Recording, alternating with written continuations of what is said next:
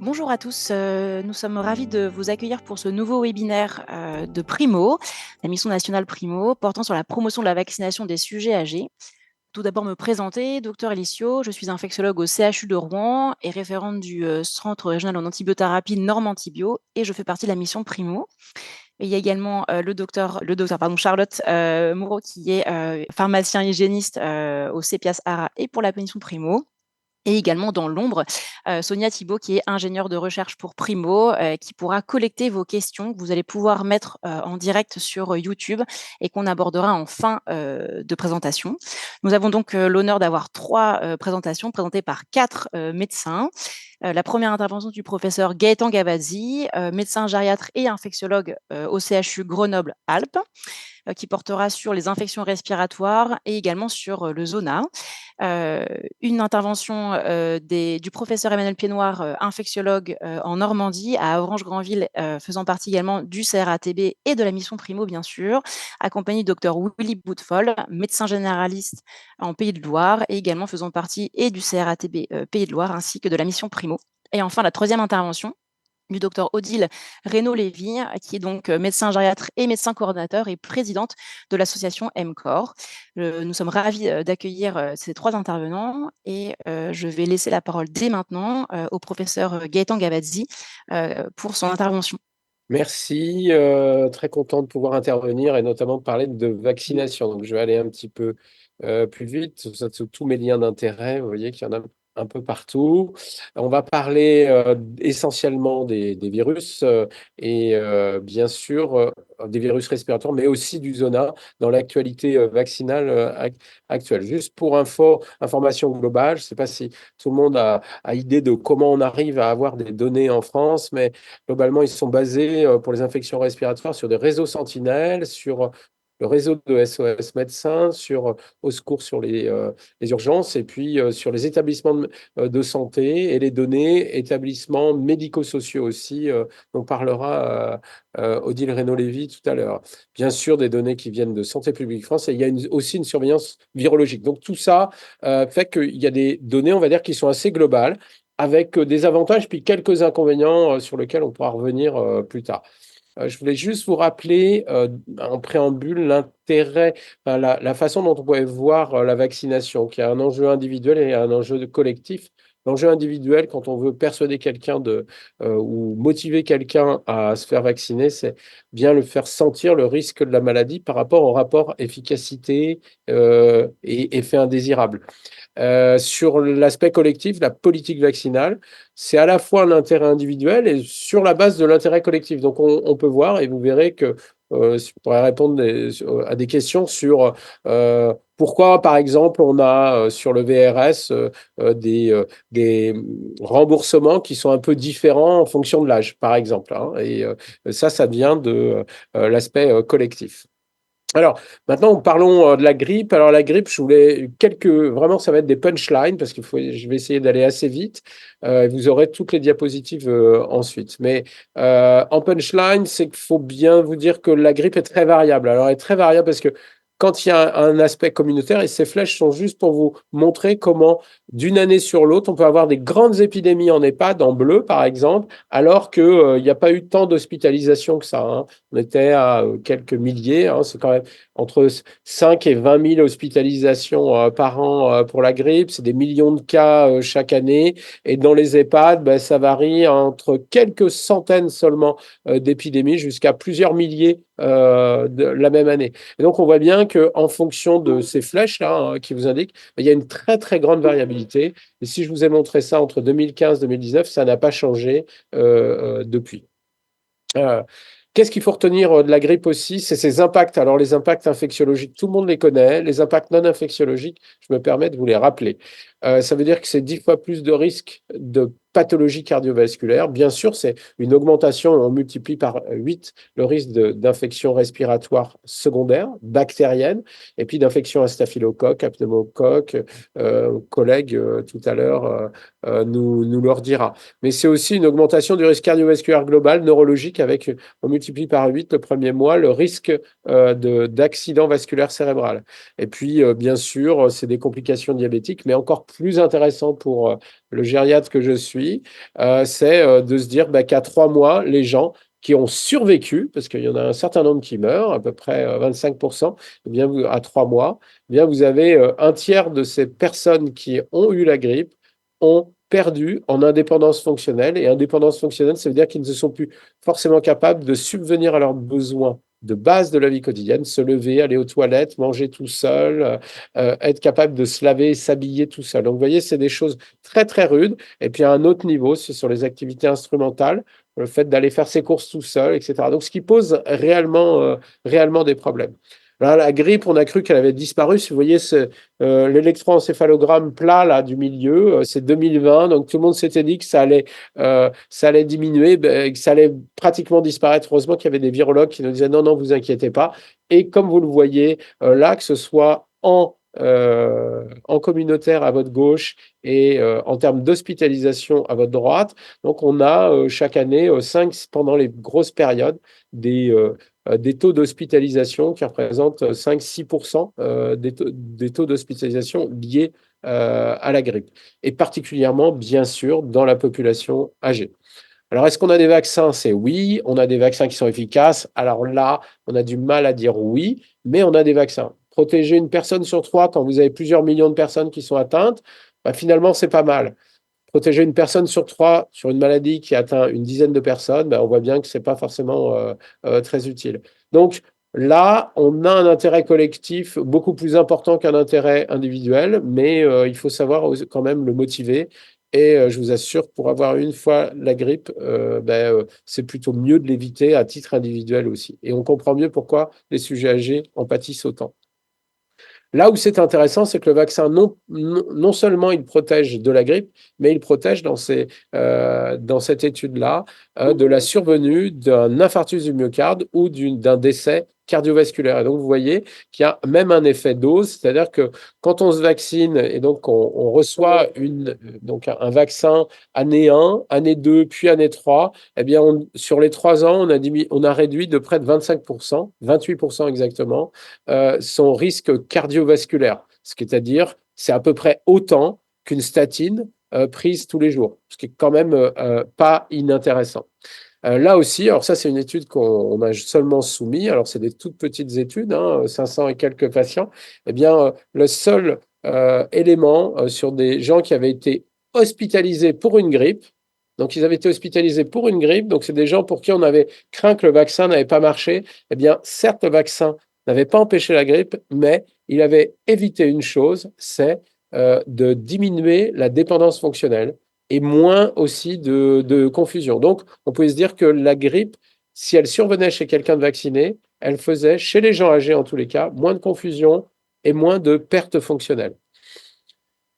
Alors, inutile de vous dire que c'est un fardeau médico-économique. Et là, on avait travaillé avec des collègues et des collègues aussi industriels pour essayer d'évaluer le fardeau de la grippe. Alors, vous voyez, c'est en dizaines de milliers, centaines de milliers d'euros chaque année dépensés pour chacun des groupes d'âge. Et quand vous regardez, bien sûr, c'est plus vous êtes âgé, plus c'est impactant au niveau médico-économique parce que les gens sont plus hospitalisés et ont des impacts différents. Que pourrait-on dire maintenant? On a des vaccins améliorés, les vaccins haute dose, recombinants, adjuvés. Alors, on a eu le haute dose, malheureusement, on ne l'aura pas cette année, pour des raisons politiques, je pense. Mais le vaccin haute dose, c'est pour vous dire qu'on avait quand même une efficacité vaccinale relative qui était supérieure, avec une bonne tolérance, avec une très bonne tolérance au final, pas pire que les autres vaccins. Tout petit peu plus d'effets, on va dire, indésirables locaux, mais pas généraux, pour une efficacité vaccinale relative supérieure de 24% dans la population communautaire.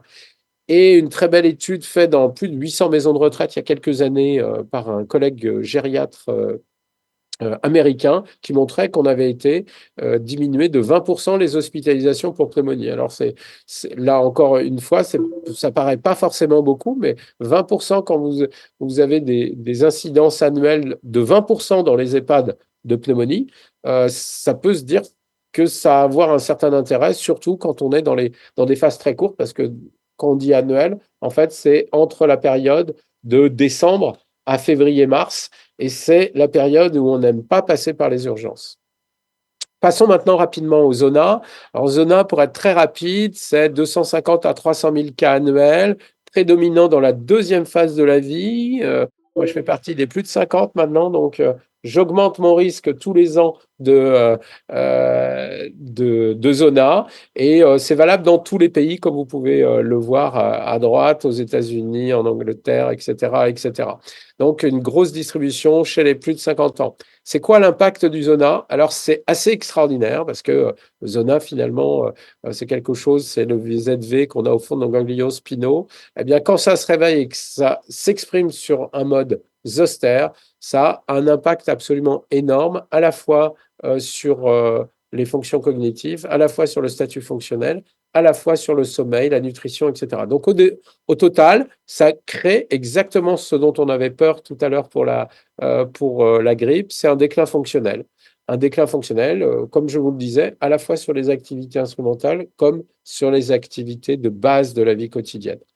Est-ce qu'on avait un vaccin? On avait un vaccin qui était un vaccin vivant atténué, qui avait une efficacité qui diminuait en fonction des classes d'âge, avec une, comme vous voyez en bas à droite, si vous regardez, une efficacité sur le zoster lui-même de 20% chez les plus de 80 ans, ce qui avait fait dire, même si ça protégeait une personne sur cinq, au comité technique de vaccination de ne pas le recommander dans cette tranche d'âge-là. Voilà. Maintenant, il y avait une efficacité équivalente, à peu près, sur les activités fonctionnelles préservées ou le PHN, c'est ce qu'on appelle les douleurs post-zostériennes, puisque finalement, ce qui est important dans le zona, plus que, je dirais, la plaie elle-même, c'est la douleur zostérienne ou post-zostérienne, hein. Sachant que la douleur post-zostérienne, il faut avoir 3 mois de douleur pour considérer que c'est post-zostérien, ce qui est assez sympathique comme définition. Mais on a du nouveau. Alors, du nouveau, c'est juste pour vous faire rire, parce que si vous regardez un petit peu au-dessus, en bas à droite, vous allez voir This article was published in April 28, 2015. Ça veut dire 2015, on a mis 10 ans pour lire l'article et finalement je vous montre cet essai qui était fabuleux avec deux injections M0 et M2 je dirais un suivi mensuel pendant à peu près 30 mois. Qu'est-ce qui s'est passé chez des gens de plus de 70 ans, tous intégrés plus de 70 ans? Par contre, il n'y avait pas d'immunodéprimés dans cet essai-là. Qu'est-ce qu'on a vu? Que bien sûr, les vaccins, ils marchent beaucoup moins bien chez le sujet âgé. Chose extraordinaire, chez les plus de 80 ans, on avait à peu près autant d'efficacité vaccinale. Donc ça veut dire que bien que l'immunosénescence s'exprime quand même de façon variable en fonction de la façon dont on stimule le système immunitaire, puisque ici, on avait autant d'efficacité chez les plus de 70 que chez les plus de 80. Et en fait, équivalent aussi dans l'essai qui avait été fait avant, Zoé 50, aussi efficace que chez les cinquantenaires. Et encore plus intéressant, c'est qu'on avait une perte d'efficacité, mais qui était assez faible dans les 4 années qu'on suivit. Donc on a dit, voilà, il faut le recommander. Je dirais la petite chose un petit peu plus embêtante, c'est les effets indésirables, parce que il y avait un taux de personnes avec des effets indésirables qui est assez élevé, mais bon, ce sont des effets indésirables plutôt locaux. On avait quand même 6 à 8% des gens qui avaient des effets indésirables de grade 3. Donc, il faut l'avoir en tête, il faut savoir prévenir les gens, hein, que ça ne va pas être forcément très agréable, mais ça dure que quelques jours et c'est pas tout à fait la même chose que 3 mois, voire un an, voire tout le temps des médicaments vis-à-vis du Zona. Donc les conclusions de ces études, c'est-à-dire qu'il y a un effet majeur, on a une efficacité quasi équivalente à 4 ans, on a la possibilité de l'utiliser chez l'immunodéprimé, c'était prouvé dans d'autres études. Malheureusement, il y a un peu des effets indésirables, donc il faudra être en capacité de persuader les gens d'avoir une seconde dose.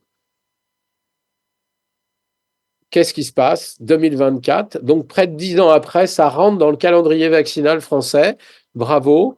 2 doses espacées de 2 mois chez les plus de 65 ans, chez les gens immunodéprimés de plus de 18 ans. Si on a eu un zona ou une vaccination plutôt supérieure à un an, et il y a une co-administration possible avec le pneumocoque, le DTP, avec le vaccin ARN contre le Covid. Voilà. Le seul bémol actuel, c'est que, à ma connaissance, en tous les cas début août, puisque j'en ai parlé avec des collègues, et je n'ai pas vérifié, excusez-moi, début septembre, on est encore en délivrance hospitalière. Et donc, ce qui me fait dire que si vous ne pouvez pas vacciner à l'extérieur, n'oubliez pas de vacciner à l'intérieur de vos établissements de santé.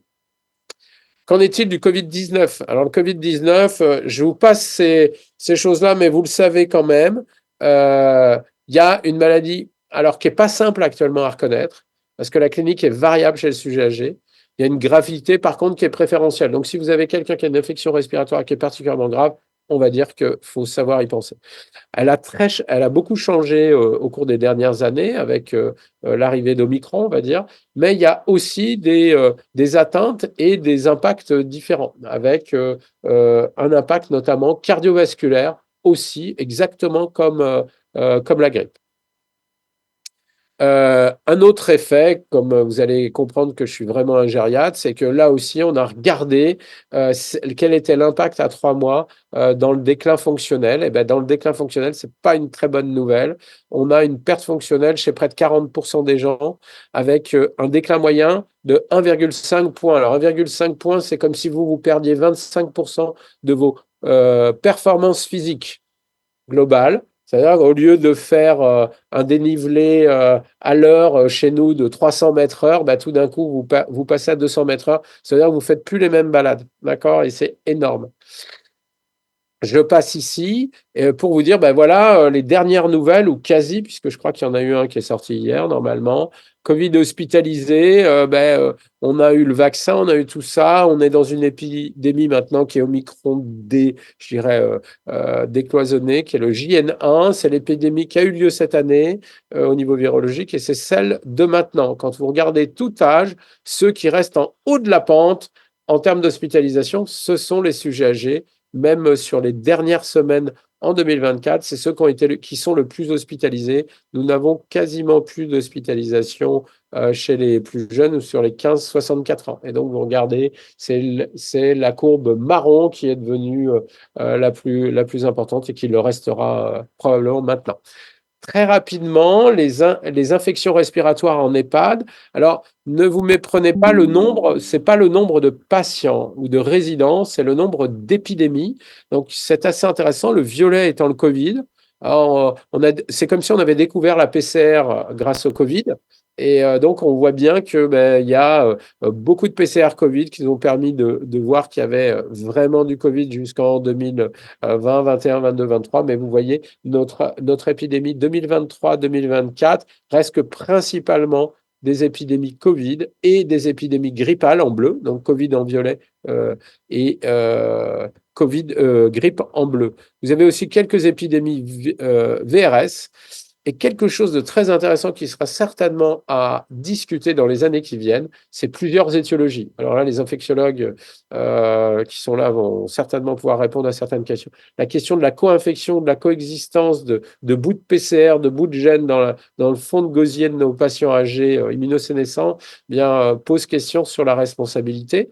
Mais vous regardez, le nombre est assez impressionnant, c'est-à-dire que cet été, on avait quand même quelques centaines d'épidémies à l'intérieur des infections respiratoires.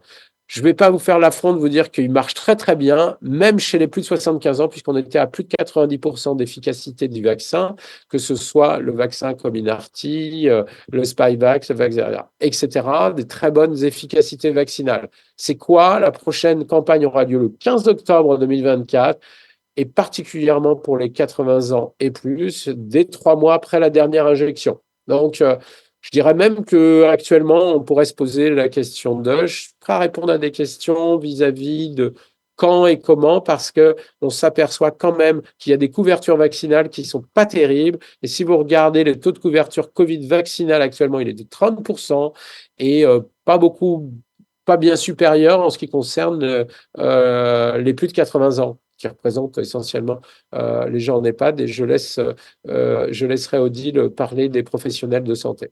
Donc, quand on regarde la problématique de la vaccination actuelle Covid-19, c'est une efficacité forte, mais qui diminue trop rapidement avec le temps. une surveillance maximale qui est en décroissance actuellement avec des données hebdo quand même, mais plus forcément territorialisées de la même façon, donc qui peut poser des soucis. Et puis, il y a un vrai épuisement des usagers. Que dis-je aussi des professionnels vis-à-vis de la vaccination pose les problèmes quand on voit qu'il y a d'autres vaccins qui arrivent, notamment celui-là. Alors le VRS dans tout ça, ben oui, c'est toutes ces infections que je disais dans les établissements médico-sociaux. C'est ben, un impact qui n'est pas forcément anodin, hein. On a on a maintenant une centaine d'articles épidémiologiques, alors qu'on a je dirais, des moyens de diagnostic du VRS qui sont extrêmement récents, avec des PCR qui sont utilisés depuis quelques temps. Et donc, si vous allez voir l'évolution du VRS, probablement qu'on va avoir une augmentation très importante des diagnostics d'infection à VRS qui vont se stabiliser avec le temps et je dirais, le rapport entre les uns et les autres va se stabiliser au bout d'un moment. Mais si on regarde actuellement, c'est quand même une un taux d'infection qui paraît important. Et là, c'est, on va dire, du 7%. Alors, 7% sur l'annuel, ça paraît beaucoup, mais je dirais que ça paraît aussi logique quant à l'épidémie qu'on a chaque année à partir d'octobre, hein. On sait que nous, on a des épidémies de pneumonie, mais dont on ne connaît pas l'origine parce qu'on ne faisait pas forcément des PCR à tout le monde et on ne fait toujours pas de PCR à tout le monde. Tout le monde n'est pas hospitalisé non plus, hein. Et dans les gens qui sont hospitalisés, on a une mortalité qui n'est pas anodine, puisqu'on frise les 8%. Alors, ça n'a rien à voir avec la grippe qui peut aller chez les plus de 80 ans jusqu'à 20%, 25%. Un autre élément, eh bien, on a quand même des données, elles ne viennent pas de la France, mais quand même, on a cette seule donnée-là, à ma connaissance, qui est de dire, bah, si vous regardez le bas le bas du tableau, vous voyez, c'est worse at 6 months. Ça veut dire que vous avez là encore à peu près un tiers des gens, un quart à un tiers des gens qui, après un VRS, jusqu'à 6 mois, ont une dépendance fonctionnelle qui reste stable. En général, on dit qu'après 3 mois, c'est un petit peu trop tard pour espérer de toute façon récupérer. Donc, vous voyez, en termes économiques, c'est très important. Bonne nouvelle, 2 vaccins efficaces, hein, à peu près un peu plus de 60% d'efficacité, on va dire, selon la définition clinique, et particulièrement intéressant en termes de nombre chez les plus de 75 ans, et paraît un petit peu supérieur chez les plus de 75 ans par rapport aux plus de 60 ans. Donc, on a une recommandation qui n'est que celle de l'HAS pour l'instant, on n'a pas encore le vaccin, mais l'HAS recommande maintenant la vaccination saisonnière des sujets âgés de plus de 75 ans contre le VRS. Et pour ceux qui ont plus de 65 ans, il faut être atteint de pathologie chronique. Alors, on va dire que c'est aussi une décision plutôt médico-économique parce que finalement, leur nombre ne paraît pas si important selon la HAS. Là encore, ça dépend un petit peu de comment on regarde les choses. Ça va peut-être introduire un petit peu de complexité et du coup, peut-être un petit peu de choses qu'on oublie. Mais je pense que sur le pneumocoque, on aura dans la complexité quelque chose de fabuleux. Donc, mes messages sont la maladie de prévention vaccinale et notamment les infections respiratoires ont un impact individuel très lourd, à la fois à titre individuel et à la fois sur le système de santé. La grippe a un coût particulièrement élevé. Les couvertures vaccinales sont toujours trop basses, soit à titre individuel que soit pour les professionnels de santé. Mais ça, on va en reparler. La surveillance épidémiologique est une étape nécessaire, mais absolument insuffisante pour pouvoir espérer quoi que ce soit en termes d'implémentation vaccinale et de couverture vaccinale. Et je dirais attention à l'implantation des nouveaux vaccins dans le cadre déjà de un ou deux, trois vaccins qui sont mal utilisés. Je vous remercie. Très bien, merci beaucoup. C'était très intéressant. Je pense qu'on va prendre les questions. Il y a déjà quelques questions sur le chat, mais on les prendra à la fin. Je pense qu'on va enchaîner avec la deuxième présentation qui va s'intéresser à la vaccination antipneumococcique. Merci beaucoup, Élise. Donc effectivement, avec Willy Boutefol, on a souhaité faire une intervention en binôme parce qu'on trouvait très complémentaire d'avoir un regard infectiologique croisé avec l'expérience d'un médecin généraliste. Alors, on a parlé beaucoup là, de l'incidence, des conséquences d'impact des infections virales respiratoires, avec effectivement un lourd tribut quand même qui est payé par les individus et la collectivité. Les infections à pneumocoque, comme ça a été dit, c'est aussi un lien à faire en termes de surinfection bactérienne de viroses antérieures, ça a été évoqué pour la grippe notamment. Et c'est vrai qu'en France, c'est la première cause de pneumopathie bactérienne communautaire et de méningite chez les adultes. Alors évidemment, on a beaucoup plus d'infections respiratoires basses que l'infection du système nerveux central, mais c'est un fait à souligner. Et un autre fait, c'est la mortalité, qui est quand même très important, puisqu'elle oscille selon la topographie des études des patients et la localisation clinique entre 10 à 30%.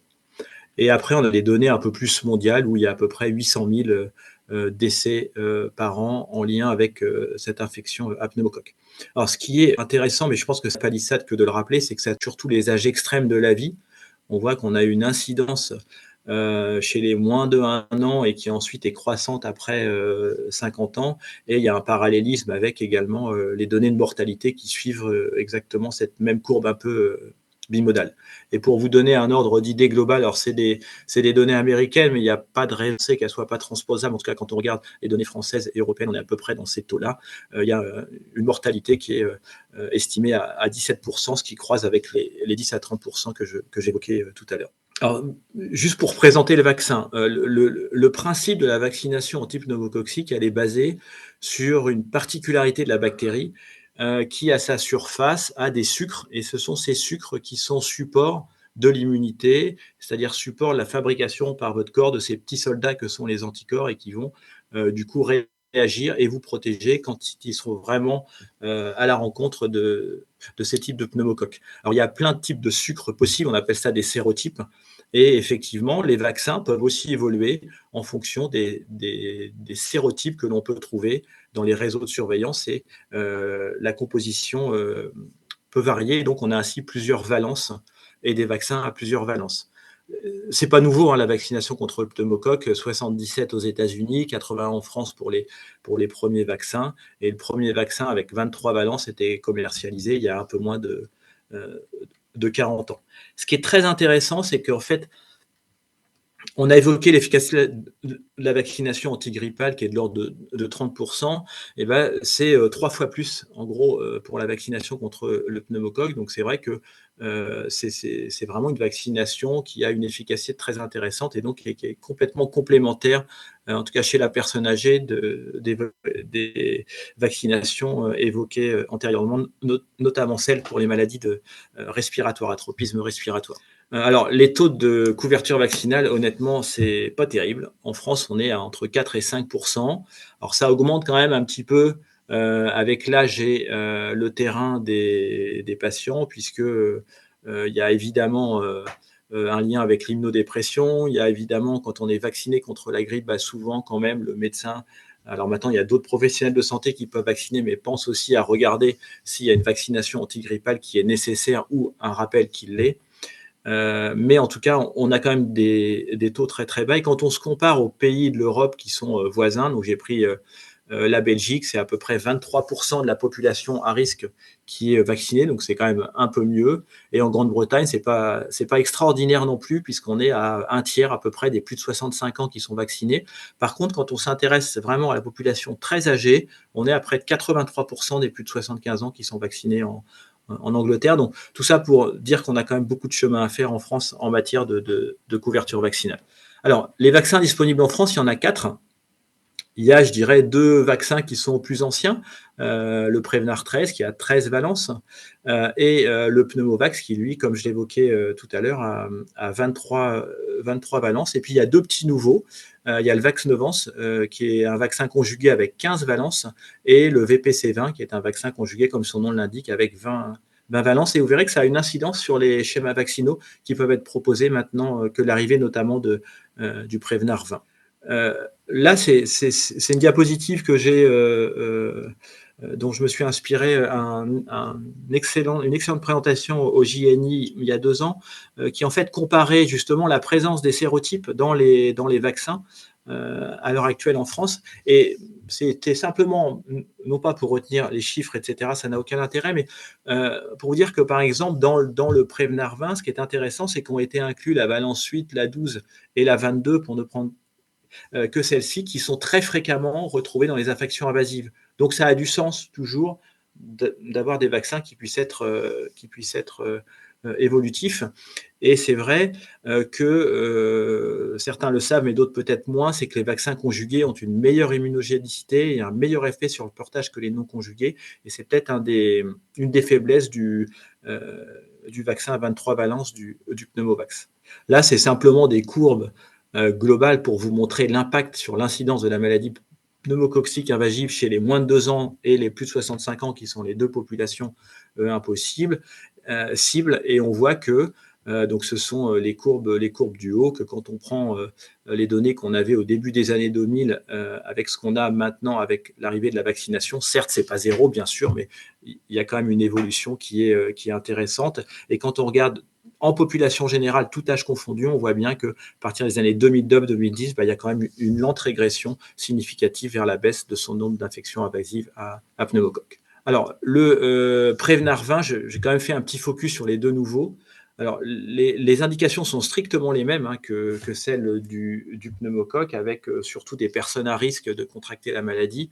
Et donc, deux types de personnes. Il y a les immunodéprimés et ceux qui ont des pathologies cardio, respiratoires ou rénales qui nécessitent une vaccination. Et il y a évidemment, c'est aussi recommandé chez les personnes âgées de plus de 65 ans.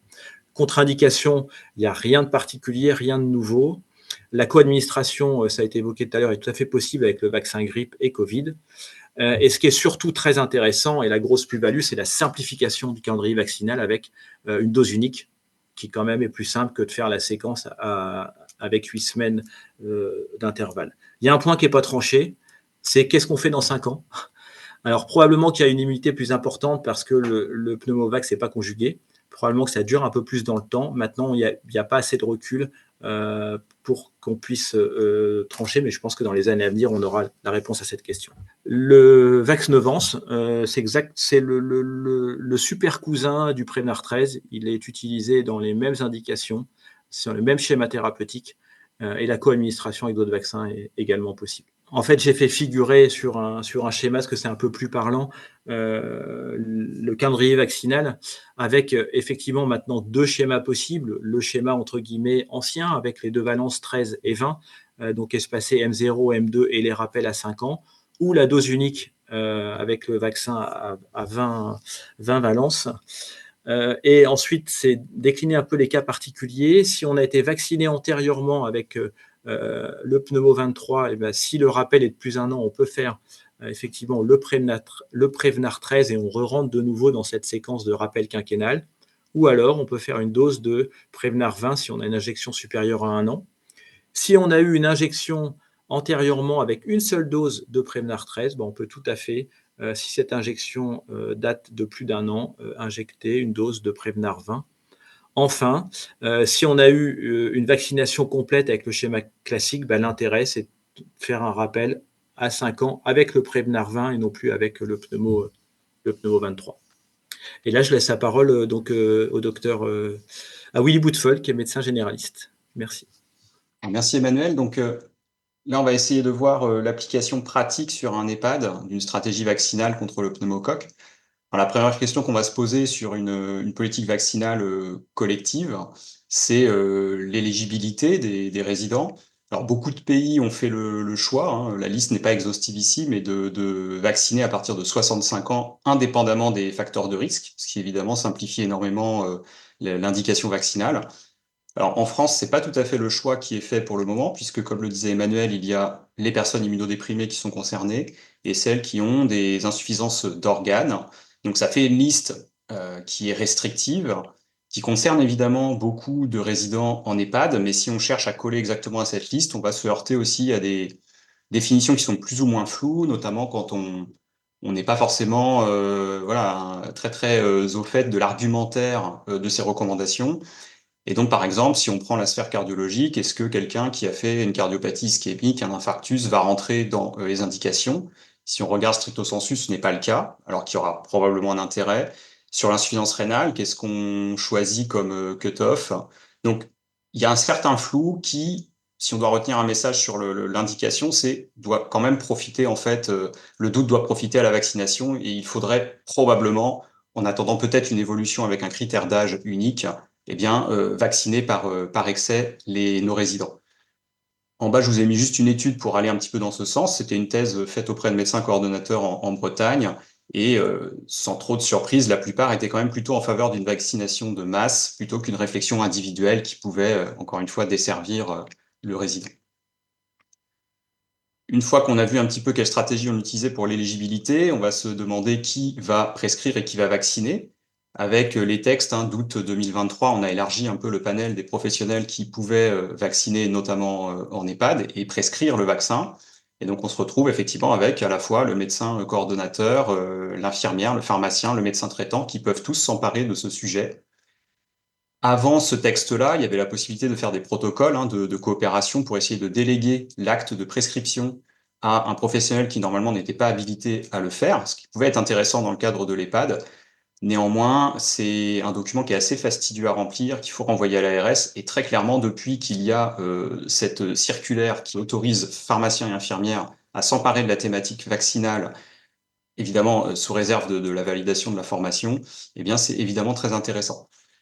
Je rappelle, même si c'est une évidence, que l'information du résident et de sa famille et la traçabilité sont encore plus importantes peut-être en EHPAD où il y a beaucoup de professionnels qui se croisent. Alors justement, sur l'information des résidents, très rapidement, déjà le vaccin antipneumococcique est un vaccin qui a pas mauvaise presse, contrairement à d'autres vaccins. Mais à côté de ça, c'est vrai que sur les sites habituels qui traitent de la vaccination, on a assez peu d'informations grand public vulgarisées, en tout cas pour le public senior, puisque évidemment vous trouverez beaucoup de choses sur les enfants, un peu moins pour les personnes âgées. Et en fait, jusqu'à hier, j'avais pas trouvé de document et cette affiche-là m'a été envoyée hier, donc je vous la soumets parce que ça a le mérite d'exister, une petite affiche pour sensibiliser les résidents et leurs familles sur la vaccination anti-pneumococcique. Finalement, ce qui est le plus compliqué peut-être avec la vaccination pneumocoque, donc c'est pas l'acceptabilité, c'est pas le schéma parce qu'il a été simplifié, c'est vraiment d'y penser et trouver les opportunités qui vont faire que on va penser à vacciner nos résidents. Et il y a probablement 3 moments clés en EHPAD qui peuvent être l'occasion de rattraper des vaccinations oubliées. C'est l'entrée, avec le screening un peu systématique lors de l'entrée du résident.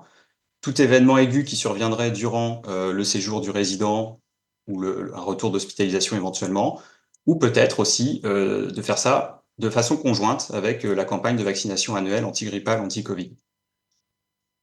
Alors, si vous prenez l'entrée en EHPAD, il y a beaucoup d'acteurs en fait qui pourraient s'emparer du sujet. Si on prend les médecins généralistes à droite, la grosse difficulté, à mon sens, ça va être de s'adapter aux pratiques qui sont assez variées des médecins généralistes qui interviennent sur les EHPAD, la sensibilité qui n'est pas forcément la même sur le sujet, et donc sensibiliser tout ce monde qui derrière va devoir prescrire, c'est pas eux qui administreront. Ça fait en fait une chaîne qui est assez fastidieuse avec un risque de rater qui est quand même assez important. Si on prend le médecin coordonnateur, ça pourrait paraître logique que lors des entretiens d'entrée, il puisse checker la vaccination et la proposer. Néanmoins, donc il n'y a pas des médecins coordonnateurs partout, pas des temps suffisants partout, et il y a toujours ce flou autour de quelles sont les autorisations en termes de prescription du médecin coordonnateur par rapport au médecin traitant, avec des médecins coordonnateurs qui vont s'en emparer et prescrire eux-mêmes le vaccin, et d'autres qui vont être un petit peu plus réticents sous cet aspect un peu réglementaire. Et donc finalement, peut-être que l'infirmière formée, avec cette formation à la prescription puis l'administration, simplifierait grandement le parcours. Elle serait en charge de screener à l'entrée de l'EHPAD si le résident a été vacciné ou pas, avec toutes les difficultés qui existent autour du recueil de cette information, mais on y reviendra après. Et puis, elle-même, finalement, elle va pouvoir prescrire, administrer, tracer. Ça fait un seul intervenant. Événement aigu, retour d'hospitalisation, c'est un petit peu la même chose, c'est profiter de tout événement aigu quel qu'il soit, pas forcément infectieux, ça peut être une décompensation cardiaque, ça peut être une hospitalisation pour une chute, pour se dire, tiens, mon résident effectivement est une personne fragile, il y a probablement une indication à la vacciner. Mais finalement, on retombe un petit peu sur le même schéma que l'entrée en EHPAD avec les mêmes difficultés. Et en fin de compte, peut-être que le plus logique, le plus simple, entre guillemets, d'un point de vue organisationnel, ce serait de coupler cette vaccination avec la campagne de vaccination antigrippale, anti-Covid annuelle. On est sur la même sphère, on est sur les mêmes enjeux comme ça vous a été présenté précédemment avec des surinfections à pneumocoque qui compliquent volontiers des infections grippales. Ça va faciliter la communication auprès des résidents et des familles sur le pourquoi du comment de cette vaccination. Il faudra juste voilà, prendre garde, puisque évidemment la vaccination anti-pneumococcique n'est pas annuelle, donc de bien checker les résidents qui sont éligibles ou non. Là aussi, on retombe quelque part sur la nécessité d'articuler qui fait quoi entre médecin coordonnateur, médecin traitant, avec la signature éventuelle et la prescription. Mais finalement, s'ils le font déjà pour la vaccination antigrippale et anti-Covid, on fait d'une pierre trois coups. Ou là encore, si une infirmière, voire un pharmacien ont été formés, il paraît assez logique que ce soit eux qui orchestrent en fait un petit peu cette campagne de vaccination. Et là encore une fois, un seul intervenant pour l'ensemble de la chaîne, et ça diminue d'autant le risque de rater. Parce que finalement, d'ajouter un acte de prescription par une tierce personne, ça paraît pas grand-chose, mais finalement, c'est souvent là-dessus que ça va pêcher. On peut soit imaginer faire la vaccination finalement antigrippale, anti-Covid, anti-pneumocoque si elle est nécessaire, soit, pour des raisons X ou Y, décider de différer ces deux campagnes en restant un peu dans la même dynamique. Et dans ce cas-là, il n'y a pas de délai particulier à respecter entre les différents vaccins. Et pour rebondir donc sur la thèse que je vous avais présentée tout au début, là aussi, les médecins coordonnateurs étaient plutôt favorables au fait d'organiser une vaccination couplée grippe pneumocoque. Donc c'est probablement la meilleure des options à retenir si on veut envisager une vaccination collective sur un EHPAD. Dans les quelques questions qu'on peut se poser pour terminer, et la première qui revient assez souvent, c'est on n'a pas de traces de vaccination. C'est quand même souvent le cas quand un résident arrive en EHPAD. Les vaccins tracés, c'est déjà pas simple. En plus, le pneumocoque, est-ce que c'est un oubli? Est-ce que c'est parce que ça n'a pas été fait? En tout cas, le message, c'est qu'il n'y a pas de risque à vacciner par excès et que le doute doit vraiment profiter à la vaccination. Les risques qui existent d'hyperréactogénicité sont en fait assez théoriques et surtout en cas de vaccination vraiment répétée et dans tous les cas n'entraînent pas d'éléments de gravité. Donc le doute doit vraiment profiter à la vaccination et s'il n'y a pas de traces, eh ben on vaccine. La question de la vaccination des professionnels soignants, donc on l'a vu, le Prévenard 20, tout comme le Prévenard 13, a un effet sur le portage du pneumocoque chez les personnes saines. Et donc finalement, c'est pas totalement bête de se poser la question d'avoir une forte couverture vaccinale pour limiter la circulation du pneumocoque et donc avoir un effet protecteur sur les résidents. Bon, il se trouve que c'est pas du tout la stratégie qui est retenue pour le moment, mais en tout cas, d'un point de vue immunologique, c'est quelque chose qui pourrait s'entendre. Et d'ailleurs, il est noté dans les recommandations que à l'échelle d'une collectivité type EHPAD, si beaucoup de résidents sont vaccinés, il y aura théoriquement une immunité de groupe. Et enfin, l'autre question qui revient souvent, c'est qu'on commence à accumuler effectivement certains vaccins. Est-ce que le fait de faire les 3 vaccins n'est pas gênant en termes de tolérance et d'efficacité? Là aussi, c'est des choses qui ont été étudiées et il n'y a pas du tout de souci à faire ces 3 vaccins conjointement, que ce soit en termes d'immunogénicité ou de tolérance. Et donc finalement, c'est plus, on va dire, sur les réticences éventuelles du résident ou de sa famille que ça peut poser question. Voilà, en très rapide et très pragmatique, ce que je voulais vous faire passer comme message. Donc, en conclusion, si on doit être très bref, pour qui cette vaccination, le message, c'est que ça doit profiter, le doute doit vraiment profiter à la vaccination. Et donc, si vous avez un doute sur l'indication, c'est que probablement faut le faire. Que le meilleur moyen, probablement, de mettre en place cette vaccination sur les EHPAD, c'est lors de la vaccination antigrippale, anti-Covid. Ça simplifie quand même l'organisation.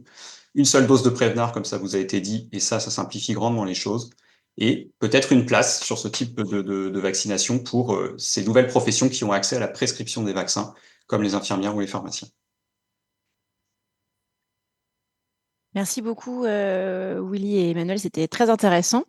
Et on va terminer la dernière intervention et on passera aux questions juste après avec le docteur Odile Reynaud-Lévy. Merci beaucoup, Élise, et merci à tous. Donc, ma présentation va être sur un plan rythmique un peu différente de celle de mes collègues. Elle est aussi destinée à faire un lien sur le thème de notre réunion, sur la promotion de la vaccination en EHPAD. Alors, je diviserai ce que j'ai à vous dire en trois groupes. Il y a la vaccination des résidents, la vaccination des professionnels et enfin, la question, entre guillemets, des médecins traitants. Et en fait, dans ce que je vais apporter dans la discussion, je crois qu'il y a plus de questions que de réponses, puisque les réponses ont été données par mes collègues précédents.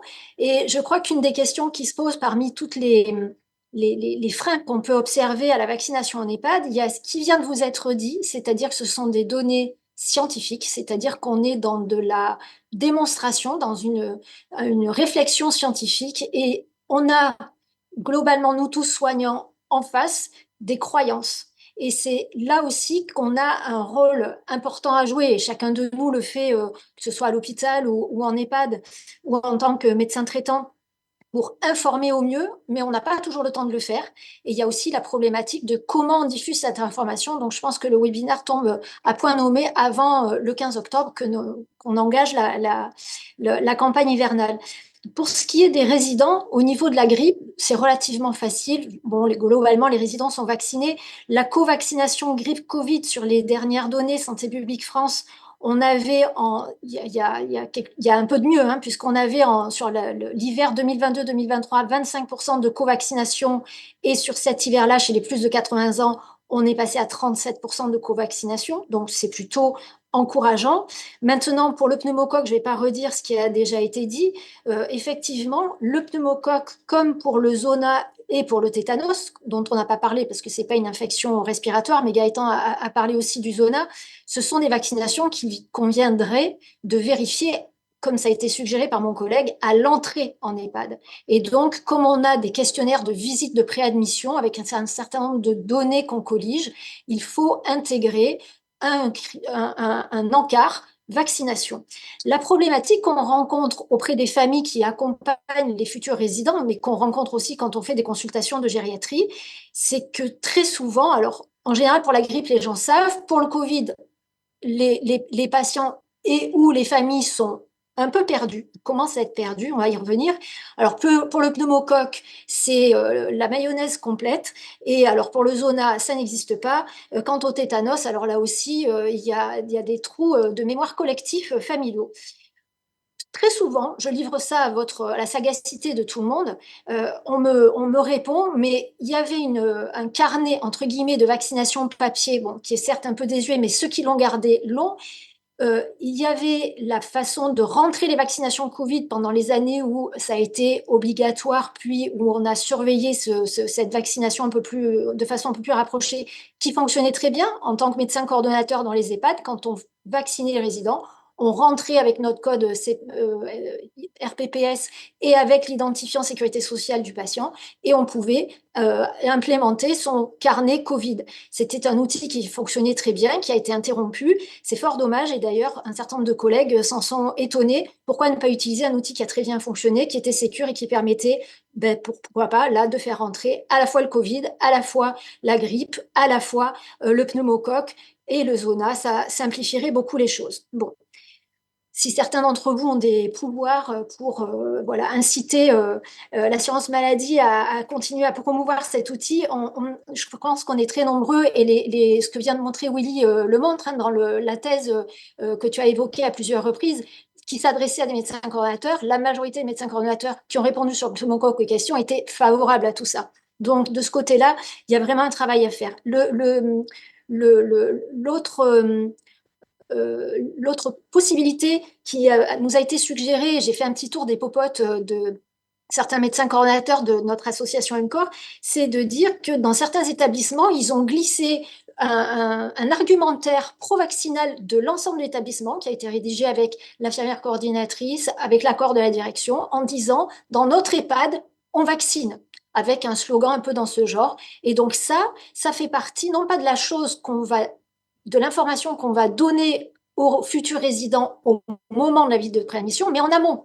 pour que les gens choisissent l'établissement en toute connaissance de cause. Et ça a été le choix d'un certain nombre d'établissements avec, voilà, ça peut être sous forme d'une page qui est glissée dans le dossier le dossier de l'établissement, qui est très argumenté sur le plan scientifique, avec des petits mots d'ordre, voilà, des petits slogans un peu sympas et qui peuvent là aussi essayer de faire réfléchir les gens sur les arguments scientifiques qu'on apporte, sur le pourquoi on veut vacciner, comme le disait Gaëtan, individuellement et collectivement les gens qui vivent dans l'établissement.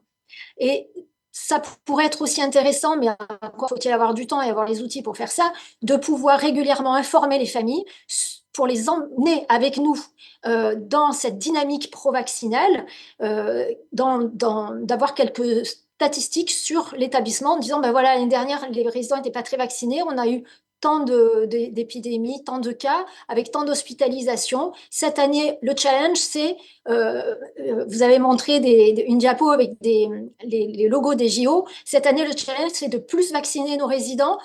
On emmène aussi les professionnels avec ça et on va voir l'année prochaine. Et donc, tout le monde s'y met. Voilà, c'est un travail collectif, comme ça a été très bien dit tout à l'heure. L'EHPAD, c'est une interface entre du communautaire, du sanitaire. Et donc, c'est à nous de faire prendre, là pour le coup, la mayonnaise et emmener tout le monde dans cette compréhension de la prévention collective. Ça, c'était pour ce qui est des résidents, avec l'interface très étroite avec les familles. Il n'y a pas de résidence sans famille. Enfin, malheureusement, il y a des résidences sans famille, mais vous comprenez ce que je veux dire. C'est-à-dire que c'est vraiment un travail auquel les familles ou les aidants proches doivent être absolument associés. La deuxième partie, ce sont les professionnels. Bon, la vaccination antigrippale des professionnels, je pense que la majorité d'entre vous connaissent les chiffres catastrophiques qui sont inférieurs à 20% de vaccination. Il y a probablement un biais parce que tout le monde ne déclare peut-être pas dans son établissement s'être fait vacciner. Donc là aussi, il y a peut-être des chiffres à affiner, une façon de récupérer les informations. Gaëtan a montré sur sa première diapositive l'ensemble des réseaux sentinelles et des structures qui interviennent dans la récupération des informations. Là aussi, il y a probablement quelque chose à améliorer de ce côté-là.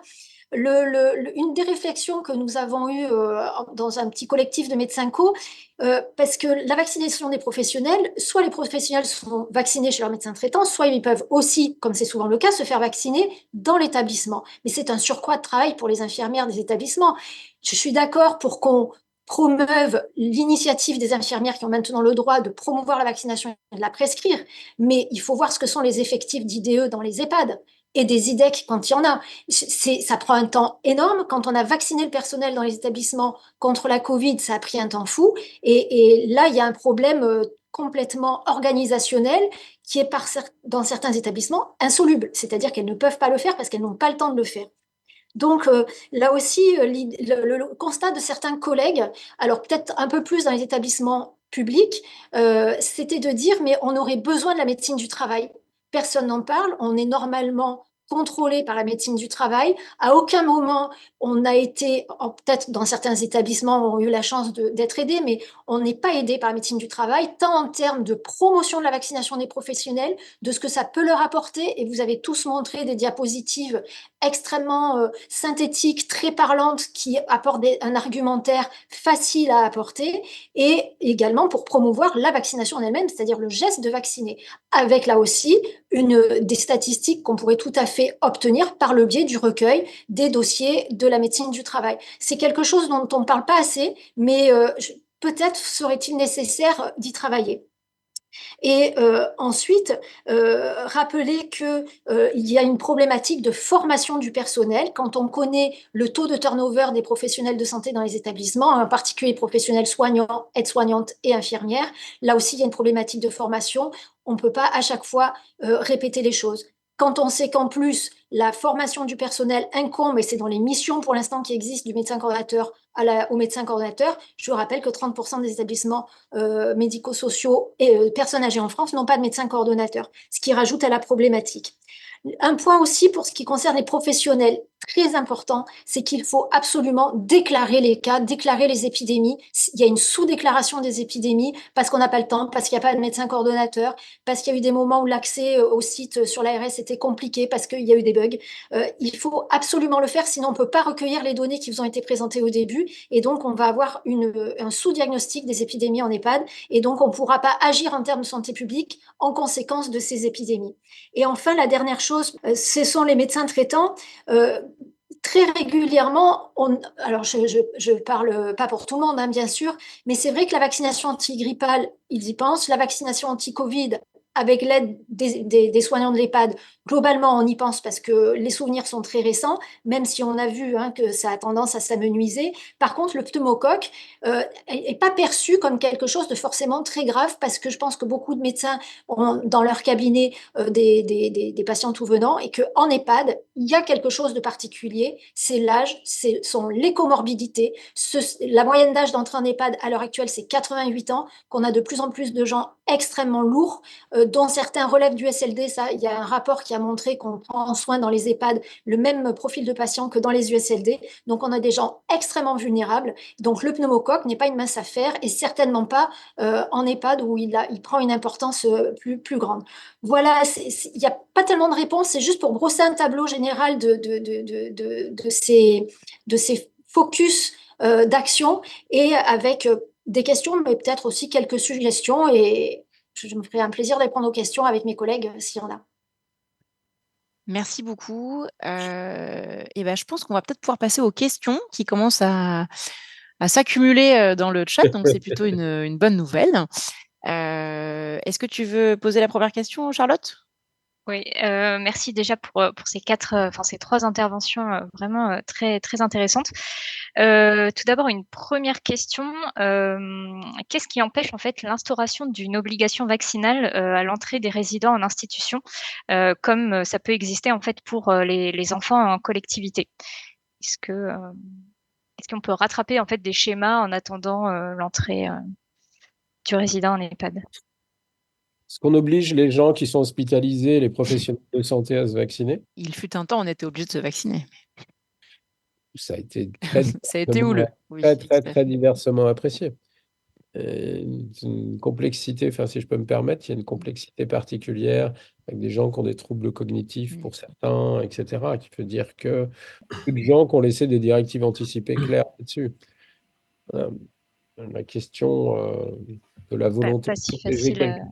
Voilà, Pas si facile à mettre en place finalement par oui, rapport puisque ce sont des à l'exemple. citoyens comme les autres, donc il n'y a pas de raison. Et vous allez dans des supermarchés. Je suis désolé, je vais vous raconter en 2 secondes, mais au moment de l'épidémie Covid, on obligeait les gens à se vacciner. Des gens non vaccinés faisaient des queues absolument énormes. Et alors qu'il y avait des restrictions, hein, vous vous rappelez un petit peu de. Non, ils étaient 1000 à attendre des vaccins les uns contre les autres. Et donc là, c'est un peu la même chose, c'est-à-dire qu'on obligerait des gens qui se croisent quand même dans les EHPAD, heureusement.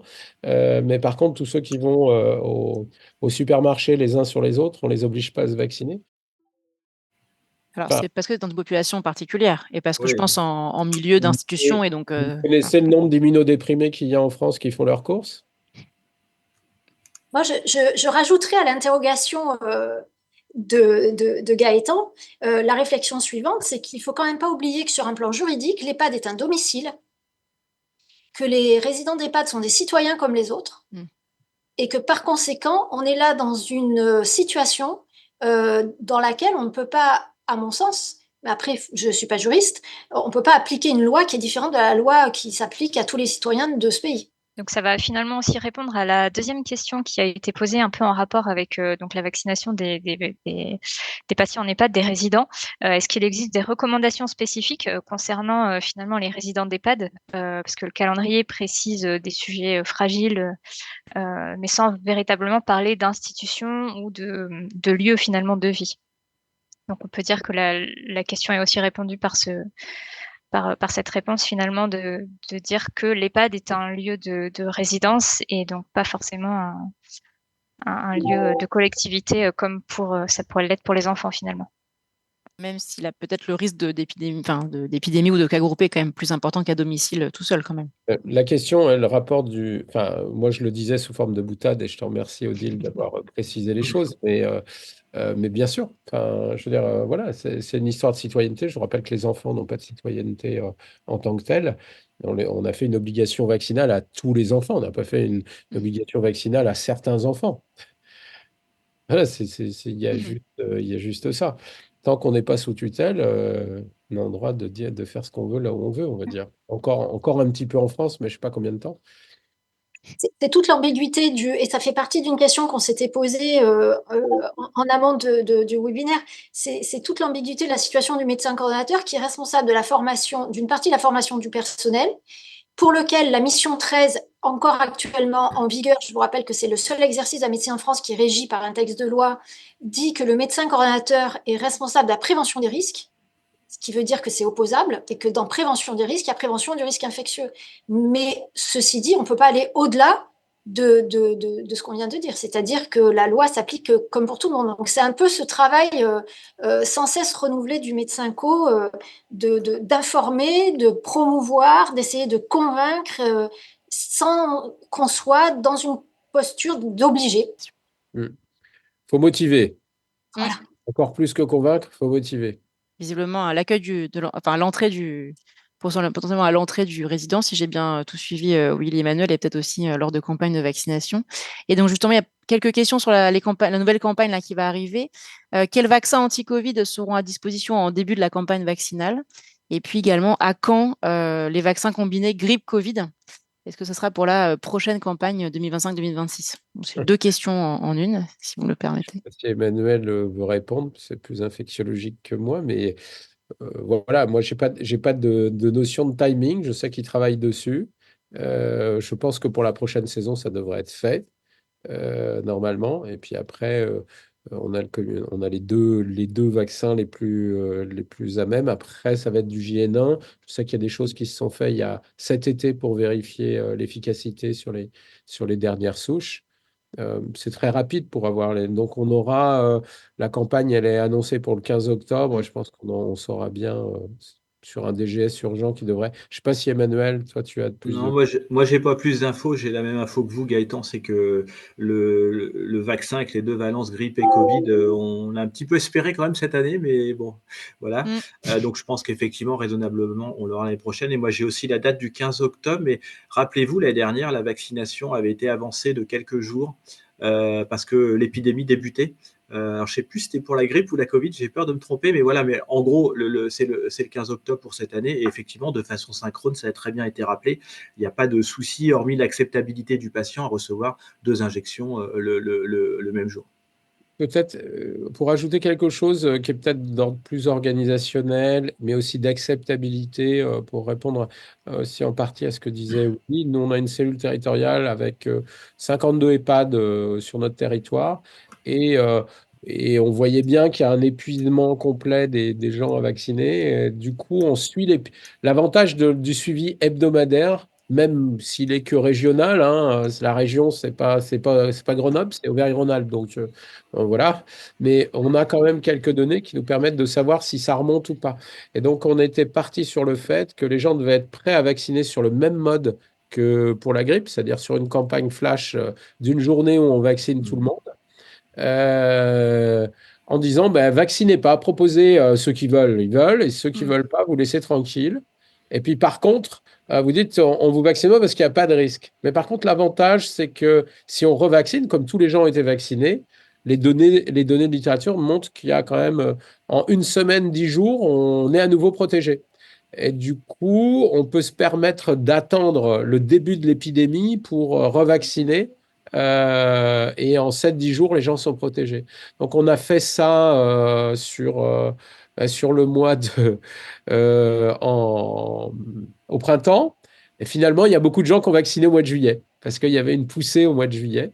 Donc, il y a eu plusieurs EHPAD juste avant l'été, là, fin juin, début juillet, qui ont vacciné. Alors, pas tout ont fait ça, etc. Mais je pense que ça peut être quelque chose d'un. Alors, je ne sais pas ce que tu en penses, Emmanuel, Odile, Willy, mais je pense que c'est des choses qu'on pourrais imaginer je dirais, pour assouplir un petit peu les règles et puis pas avoir l'impression qu'on est en permanence le couteau entre les dents, à vouloir absolument vacciner tous.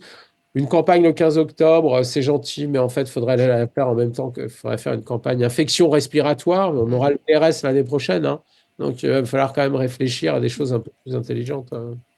Moi, je vous rejoins sur la réactivité des campagnes vaccinales anti-Covid notamment. Autant pour la grippe, il y a quand même une saisonnalité qui est à peu près tous Ouais. les ans. Alors des fois, c'est plus précoce, plus tardif, mais globalement, on connaît la période. Autant pour la Covid, je sais qu'en Normandie, ça a été fait aussi de proposer des campagnes de vaccination Covid là en juin, parce que effectivement, on avait de nouveau beaucoup de cas de Covid et on ne voulait pas attendre le feu vert. Donc ça, je suis tout à fait d'accord. C'est du bon sens en fait. Et puis ça donne, du coup, ça responsabilise vachement les acteurs locaux. Parce qu'en Exactement. fait, il y a aussi ce côté-là qui est adjacent à la vaccination pure et dure dont on parle, mais c'est vachement plus engageant, ça montre beaucoup de choses en fait, ça identifie des référents locaux, enfin on sait que ça marche en fait. Avec marqué on vaccine dans cette EHPAD, c'est pas mal. Ouais, ça, je trouve ça super. Je l'ai marqué aussi. Ouais. Il y a une autre question, d'autres questions qui portent également sur le risque de transmission soignant-soigné pour la grippe Covid. Nous avons du mal à convaincre les soignants de se faire vacciner. Donc, on passe un petit peu là sur on fait une transgression sur la vaccination des professionnels de santé, mais c'est une vraie question. Est-ce qu'on a des chiffres comme ça de transmission? Alors, il y a effectivement, ça pose plein de questions, la vaccination, la non-vaccination ou la faible couverture vaccinale, la vaccination antigrippale chez les soignants, surtout quand on prend en charge des personnes fragiles aux âges extrêmes de la vie. Le Haut Conseil de la santé publique avait été saisi l'année dernière pour réfléchir à cette question. Faut-il rendre obligatoire ou pas? Il y a eu le Conseil d'éthique aussi, il y a eu plein de personnes et finalement, l'obligation n'a pas été retenue pour des raisons que vous imaginez, il y a toujours du plus, du moins. Donc effectivement, ce qui a été évoqué tout à l'heure, c'est que tout ce qui est aspect pédagogie, convaincre les gens, etc., c'est ce qui prévaut. Ça prend beaucoup de temps. Je crois aussi à un acteur qu'on n'a pas cité encore, c'est les infirmiers des équipes mobiles des EMH en hygiène, en prévention contrôle d'infection, qui, par vocation, vont dans plusieurs EHPAD et peuvent aussi aider, ou en tout cas faire partie de ce dispositif-là incitatif aux vaccinations, que ce soit chez les résidents et également chez le personnel soignant. Mais donc, on n'a pas une idée du taux du risque de transmission quand un Alors, soigné est malade, sans protection, donc sans port de masque, par exemple. Mais si on peut le promouvoir aussi, les gestes barrières, quand même, aussi Bien en sûr. EHPAD. Est-ce il y qu'on n'a a, pas un taux de transmission? il y a eu quand même l'étude qui a été faite à Lyon, alors pas en EHPAD, hein, mais chez les professionnels, qui montrait que 80% des gens, avec un suivi PCR, c'est avec Bruno Dumas, l'équipe de Bruno qui avait fait ça, qui montrait que près de 80% des gens même avaient été porteurs à un moment donné. Des gens qui ont des suivis avec une PCR régulière pendant les mois de. Donc, c'est assez intéressant quand même. C'est assez intéressant parce que 80% d'entre eux étaient asymptomatiques, hein, dont certains vaccinés. C'est-à-dire que quand on est vacciné, on ne va pas être forcément complètement pas porteur. Bien sûr, on l'est moins, etc. Heureusement. C'est pour ça d'ailleurs que ça limite les épidémies. Mais quand même, il y avait surtout les non-vaccinés qui avaient été porteurs, asymptomatiques, qu'on peut pas. Voilà, dès que vous avez si vous avez quelqu'un chez vous qui a la grippe, c'est évident que vous êtes porteur pendant un temps. Voilà. Je dis pas malade, hein, je répète, dans le R carré, etc. Ce qu'on compte, c'est les malades, c'est pas les porteurs, hein. Voilà, et même si vous êtes porteur que 3 jours en pleine forme à l'hôpital, on va pas dire que les mesures barrières sont pas mal faites, j'oserais pas dire ça ici, mais quand même, nous, on a un certain nombre de preuves. Donc, moi, je dirais que quand même, il y a cet effet-là chez les professionnels où, voilà, l'obligation, non. Il y a quand même des arguments. Enfin, les arguments euh, contre, c'est un petit peu le problème actuel de notre pays et de notre gouvernement. C'est-à-dire, bien sûr, on peut faire. Il est montré qu'on peut faire. En 10 ans, on peut passer de 0% à près de 100% de vaccinés dans chez les professionnels de santé, si on met les moyens. C'est-à-dire que si on met un groupe qui travaille dessus toute l'année, si on a ce qu'ils appelaient des chariots mobiles à l'époque, ça avait été essayé à Marseille à une époque, et il y a 3 à 5 équipes au monde qui l'ont montré, qu'on arrive, alors pas à 100%, mais on est à 80-90% de vaccinés. L'obligation vaccinale existe dans certains États aux États-Unis. Hein. États-Unis. Donc, voilà, moi, c'est une vraie discussion. Quand on aura fait le livre blanc sur les infections respiratoires, puis qu'on montrera que on est en milliards d'euros, ça stimulera peut-être un petit peu le gouvernement à faire une vraie politique vaccinale. Merci. Il y a une question assez pratico-pratique, mais qui peut être pragmatique. On vient de parler des rappels vaccinaux Covid-19 en juin pour certains EHPAD. Et donc, il y a une question, c'est pouvons-nous refaire une injection en même temps que la grippe contre la Covid? Cela ne fera pas trop tôt entre les 2 injections. Donc, en gros, juin et 15 octobre. Ah oui. Globalement. Mais oui. Toutes les bonnes enfin, moi, mon point de vue, c'est que toutes les opportunités sont bonnes. Donc, voilà, voilà. En tous les cas, sur les 2 premières années, on l'a dit plein de fois, mais voilà. Ça ne peut pas être une vraie recommandation scientifique, par contre. Non, mais le doute profite à la vaccination. Ça, c'est une phrase aussi, Ouais. une punchline à retenir de Willy.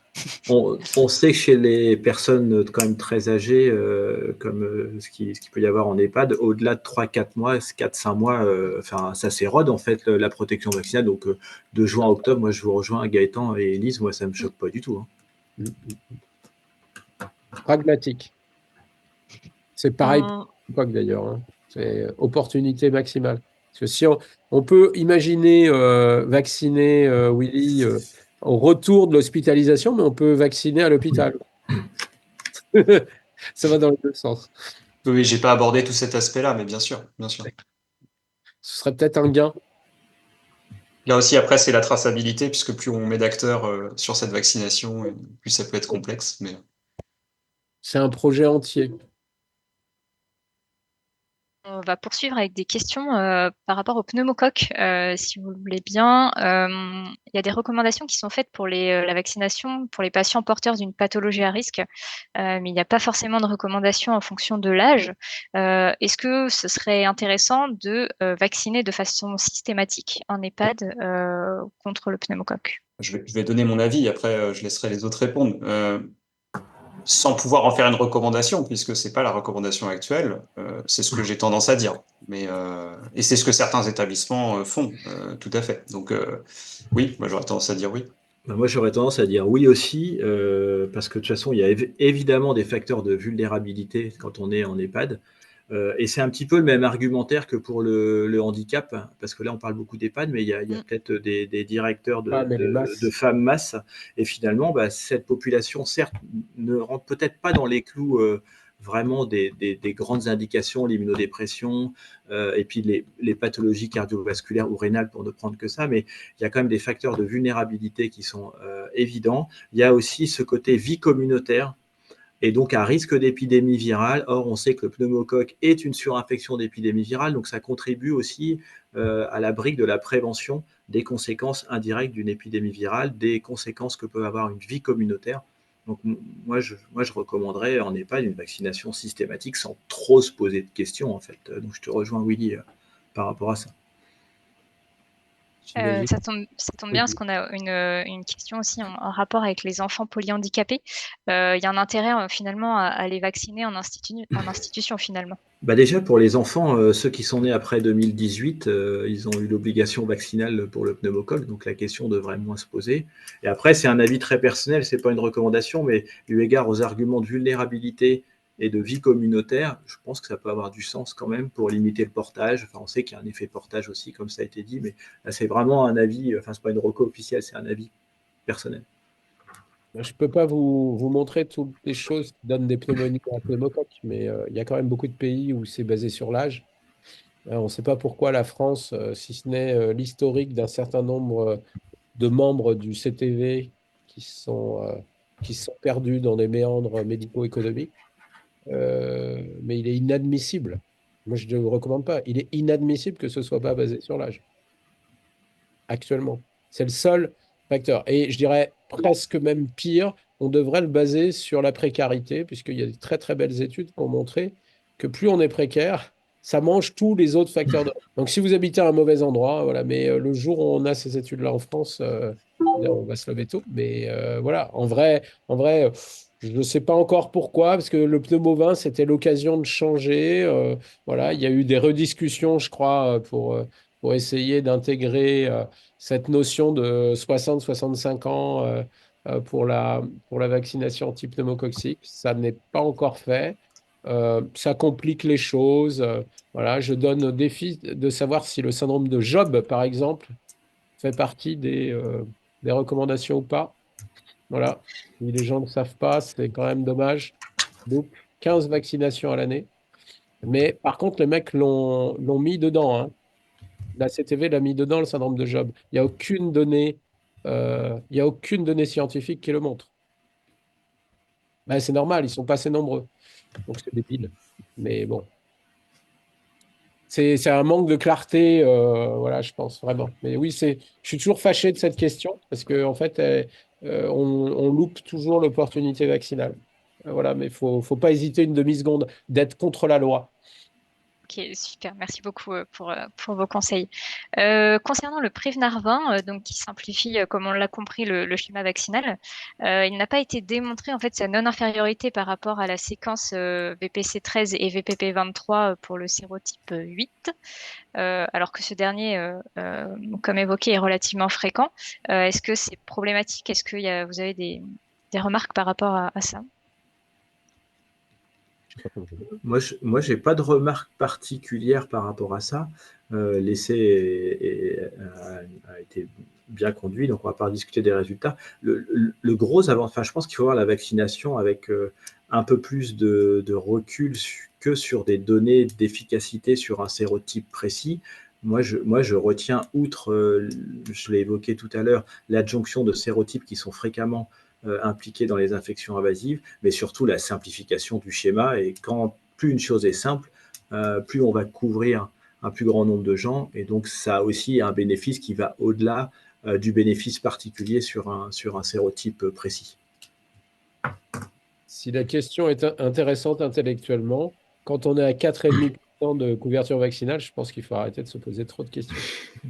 Est-ce que tu as encore une question pneumocoque, Charlotte? Non, vas-y, enchaîne sur Eh la ben, en suite. fait, il y a beaucoup de questions sur la coqueluche. Ça n'avait pas encore été abordé, mais je crois que je vais pouvoir vous faire un ensemble de questions. En fait, c'est est-ce qu'il y a des des recommandations pardon, particulières en EHPAD, résidents et personnels, suite à l'épidémie de coqueluche? Donc voilà. Et donc ça revient un peu aussi à la suppression du Révaxis, qui est maintenant un vaccin combiné DTP coqueluche. Donc il y a pas mal de questions aussi sur campagne de vaccination DTP et maintenant coqueluche. Donc quelle est votre position par rapport à la coqueluche? Donc, le professeur Gavadi avait quelques diapositives. Oui, oui, oui, oui. Par rapport, le message, c'est bien qu'il faut vacciner. Il y a eu, alors, je ne sais plus quel CEPIAS, je crois que c'est Occitanie. C'est Occitanie, oui. C'est Occitanie qui a travaillé avec un collègue, Thibaut Fraisse, sur ça, avec le Ginger aussi, enfin, quelques collègues. On a relu des choses là-dessus parce que, en effet, voilà, mais c'est sur l'ensemble de la gestion, hein, d'accord? Donc, l'idée, c'est de dire, à partir du moment où vous avez un début d'épidémie, enfin, excusez-moi, d'abord, il faut pouvoir se poser la question et aller au diagnostic. D'accord? Donc, il faut être alerté parce que je ne sais plus si je pourrais vous remontrer une diapo, mais en fait, la coqueluche, il y a toujours une épidémie, hein, et c'est très sinusoïdal. Et donc, c'est normal que tous les 3-4 ans, on a un petit peu des augmentations, sauf que là, on a une vraie très grosse augmentation. Alors, est-ce qu'on n'est pas en train de payer l'histoire du Covid de 2020, etc., puis l'absence de brassage, comme les gamins l'ont eu juste l'année d'après VRS, et nous, on a un pic plus important. Est-ce que c'est moins de vaccination? Ben, normalement, non, puisque il y a eu de l'obligation vaccinale donc, chez les enfants. Voilà, est-ce que c'est la stratégie du cocooning qui a moins bien fonctionné ces dernières années? En tous les cas, le pic est beaucoup plus, enfin, la quantité est beaucoup plus importante que on va dire, les 10-15 dernières années.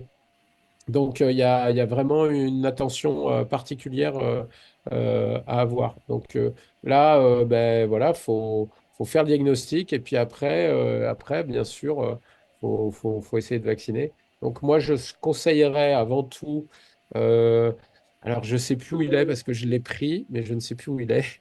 Mais ça doit être sur tous les CEPIAS maintenant. de communiquer et d'aller chercher ce document qui est très, très, très complet, où l'utilisation de la PCR dans les 21 premiers jours, enfin l'alerte, voilà, l'alerte déjà, le diagnostic et puis la conduite à tenir vis-à-vis des résidents Très bien. et des professionnels. Merci beaucoup. Le document va être vraisemblablement mis dans le chat. On essaye Ah, de le super, mettre super. en direct pour Juste, il y a les personnes qui nous regardent. une petite remarque de plusieurs personnes, plus que des questions, c'est aussi vaccination de la famille du résident et vaccination des visiteurs. Je pense en particulier pour les maladies respiratoires virales, donc peut-être Covid et VRS, donc c'est Covid, VRS quand ça sera sorti, bien sûr, mais surtout grippe, évidemment. Et donc ça peut être intéressant, c'est pas mal commenté sur le chat. Et puis également on parle du DMP pour avoir un suivi spécifique du patient. Vous avez une vaccination, c'est rentré dans le DMP, et donc on a accès à mon espace santé, ou en tout cas le dossier médical partagé. C'était des remarques qui reviennent à plusieurs reprises sur le chat sans être des vraies questions. Bon, carnet vaccinal, non, en train de travailler sur, en tous les cas, y penser dans un projet de vaccination régionale, de politique vaccinale. Voilà, on est en train de penser ça. Mais c'est vrai que, en fait, toutes les données sont là. En fait, c'est ça qui est fou, quoi. Toutes les données sont là, mais personne n'est. Donc, il n'y a pas d'objet numérique qui les rassemble correctement pour le professionnel avec sa vision professionnelle, et puis pour le patient ou résident ou usager quand il veut consulter. Donc, enfin, il a inventé ce truc-là. Et c'est, et c'est, alors, c'est à la fois compliqué et pas compliqué. En tous les cas, c'est pareil. Faut mettre un ou 2 millions d'euros, j'en sais rien, sur la table pour l'inventer. Mais une fois qu'il est fait, il est fait pour tout le monde, quoi. Ce serait pas mal. Première réflexion, je pense, là-dessus. J'ai pas d'autres. Mais oui, ça paraît fou. Et même si vous le mettez sur le DMP, le problème, c'est l'accès. Voilà, mon espace santé numérique, bien sûr, on ne peut pas faire autrement, hein. Tout va dans mon espace santé numérique. Mais après, il faut le récupérer, il faut savoir où c'est. Voilà, il y a Tout à fait. l'arborescence qui est. C'est une piste quand même. Ah, mais oui, oui, oui, bien sûr. Harmonisation. Mais bien sûr que c'est une vraie piste. La traçabilité, enfin, Willy le disait, c'est énorme. C'est super important. Nous, on fait de la conciliation vaccinale à l'entrée des patients en même temps que la conciliation médicamenteuse dans les unités d'aigus. Ben, en fait, on sait une fois sur deux. Après avoir consulté le pharmacien, l'infirmière, quand il y a une infirmière, le médecin et la famille. Et le patient, bien sûr, mais le patient, lui, il sait qu'il ne sait pas. On va poursuivre si vous le voulez bien. Est-ce que vous avez des connaissances d'outils qui permettraient en fait d'améliorer la situation, la couverture vaccinale dans les EHPAD notamment, pour aider justement les professionnels de terrain à améliorer leur situation finalement? Alors, il y a des CEPIAS qui ont travaillé un peu sur des boîtes à outils prévention infection respiratoire. Et dans ces boîtes à outils, certains ont effectivement proposé une sorte de méthodologie, un peu de stratégie d'implantation de la vaccination antigrippale avec un ambassadeur ou un référent, peu importe comment on l'appelle, le fait qu'une personne un peu ressource locale aussi se fasse vacciner et promeuve le fait qu'elle se fasse vacciner, le fait d'aller vers. Moi, je crois beaucoup à ça. C'est comme dans les services hospitaliers, on se déplace, on va dans les services et on va voir les aides-soignants, les infirmiers, les médecins pour qu'ils se vaccinent. Voilà, je ne sais pas s'il y a une recette miracle en tant que telle, c'est peut-être plus l'adjonction de stratégies, d'aller vers, d'expliquer, que ce soit des personnes connues, identifiées et identifiables facilement, qui améliorent. Enfin, il y a pas mal d'études en sciences humaines et sociales qui le montrent, hein. J'enfonce une porte ouverte probablement pour beaucoup d'entre eux, mais c'est vrai que ça nécessite un peu d'avoir cet abord vraiment avec un bundle de différentes choses à faire.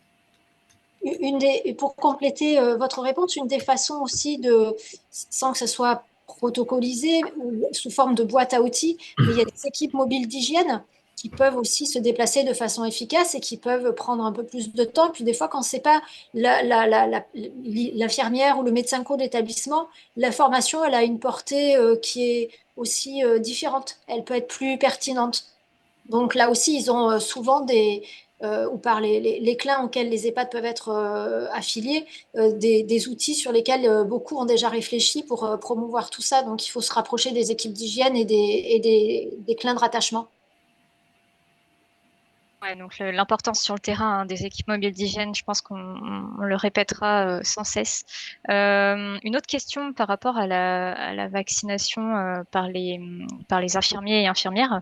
Quelle est la formation qui peut être, enfin, leur formation pour la prescription, voilà. Est-ce que vous avez des informations à donner sur la formation? Alors, j'ai pas de nom précis. Après, les organismes se sont largement emparés du sujet, hein, et n'ont pas tardé à le faire, parce qu'évidemment, il y a aussi un enjeu lucratif certain sur ce type de formation. Donc, il y a les facultés qui peuvent organiser ça. C'est le cas, nous, par exemple, sur Angers, auprès des pharmaciens. C'est la faculté qui organise les formations, entre autres. Mais après, il y a évidemment beaucoup d'organismes privés qui proposent leurs propres formations, qui remplissent le cahier des charges et qui donc donnent les mêmes droits, hein, quel que soit le type de formation. Donc j'imagine que chaque corps de métier peut retrouver via le site qui est dédié la formation en région, il y en a beaucoup, hein. On refait le tour du chat, voir s'il y avait des choses qu'on aurait éventuellement oubliées.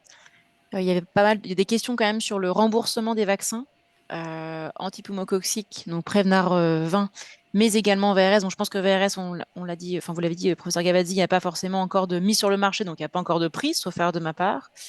Et Prevnar 20, je crois que c'est tout récent. Je ne sais pas, C'est Emmanuel, remboursé. c'est remboursé, hein? Ok. Vax Sur 9 ans, et prescription. Prevnar 20 sont remboursés. Je pense qu'ils seront remboursés, les vaccins anti-VRS au-delà de 75 ans. Et le 65 ans sera remboursé seulement s'il y a une Hmm. pathologie associée. Mais normalement, ils seront remboursés malgré le prix qui ne sera pas tout à fait. Voilà, mais il doit pas être il sera pas si élevé que ça, parce que je crois qu'ils ont eu un SMR 5, ce qui est très très bizarre, Hmm. étant donné qu'il n'y avait aucun autre vaccin présent. Donc, c'est vraiment étonnant. Voilà, c'est comme ça. Merci beaucoup. Alors, j'ai juste une information sur le Shingrix, donc le vaccin contre le VZV. Il est disponible à ce jour donc uniquement en rétrocession. Donc, c'est dispensation à pharmacie hospitalière. C'était encore le cas depuis août encore. Ouais. Avec le prescripteur doit mettre sur l'ordonnance la mention prescription au titre de l'accès direct pour Oui, obtenir c'est ça. le vaccin. En effet, c'est pas très simple d'accessibilité pour le moment, alors que c'est un vaccin séduisant. Oui, oui, oui, c'est assez, là encore, hein, c'est très étonnant dans la façon dont on Mm, organise les choses, hein. On a la possibilité de pratiquement faire disparaître le zona. Enfin, mm, c'est quand même ça la réalité. mm. C'est étonnant, quoi. Il n'y aurait plus que les gens de moins de euh, moins de 60 ans 65. qui auraient le droit Mm. d'avoir le zona, quoi. Ce serait extraordinaire. Pour une fois que le délit d'être vieux ne serait pas là. Qui peut être intéressant déjà pour les EHPAD hospitaliers, puisque Tout à là, Complètement. on fait. a ce qu'il faut. Tout à fait. Donc, on peut déjà Avec une faire passer PUI. le message auprès des EHPAD hospitaliers. Tout à fait. On a commencé, nous. Je vous propose de clôturer ce webinaire. Merci à tous pour votre intervention et tous les commentaires, vos conseils pour toutes les personnes qui nous regardent. Pour information, donc toutes les questions qui ont été posées sur le chat seront mises dans une foire à questions avec donc des réponses apportées qui seront ensuite transmises via le mail, LinkedIn. Enfin, vous retrouverez les infos notamment aussi sur le site internet de Primo. Et pour finir, les présentations du professeur Gavazzi et du professeur Piednoir et du docteur Boutefol seront également disponibles donc sur le site internet de Primo en version PDF pour que vous puissiez les consulter de nouveau. Pour le mot de la fin, je vous remercie à tous sur YouTube d'avoir été présents, de nous avoir regardés et d'avoir posé vos questions. Et pour les intervenants, un grand merci encore d'avoir été là avec nous ce jour. Au Bonne journée à revoir. tous. Merci à vous. Au Merci. revoir. Bonne Bonne journée. journée. Bonne journée.